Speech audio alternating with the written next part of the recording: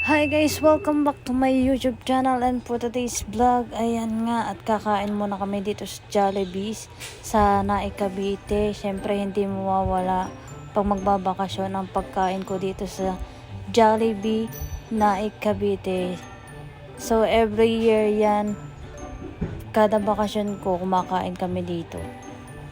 Ayan nga yung anak ko, pinapakita niya yung pagkain.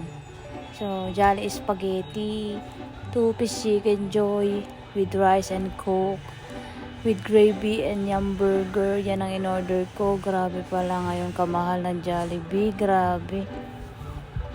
Yung pinambili namin, nasa worth 900 na agad guys. Charot. Nasa 600 plus na yan guys.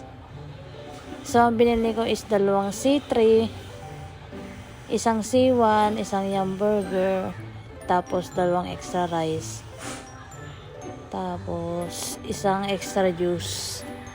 Ayan nga, sobrang gutom ko na. Galing pa akong Taiwan yan.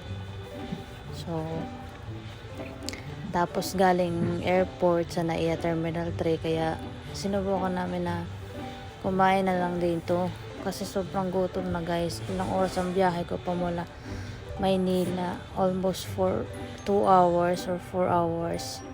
So nagtaxi lang kami guys pamula NAIA Terminal 3 papuntang Halang Naik, Cavite sa amin. So ang binayaran lang namin is 1,200 pesos. So napakausapan namin yung taxi driver kasi nga pauwi na rin siya sa kanila, saktong taga Halang Naik, Cavite rin din siya. So na-tsempuhan lang namin, naswertehan namin yung taxi driver, kaya maraming salamat sa taxi driver na nasakay namin. Thank you so much. And ayan nga, ito naman, papauwi na kami after namin kumain. Ito yung way namin papunta sa amin guys. Kung mapapansin nyo, yan, napaka tahimik at maaliwalas. Nakakamiss talaga pag pauwi ng Pinas guys. So sana kayo rin guys, pag uwi ng Pinas, mag-enjoy sa bakasyon at walang alalahanin problema.